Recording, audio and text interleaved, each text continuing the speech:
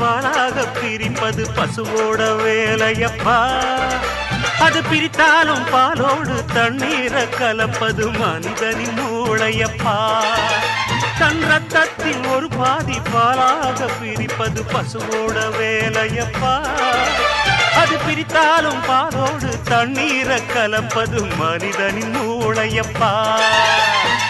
சாணம் விழுந்தா உரம் பாரு, எருவ எரிச்சா திருநீரு.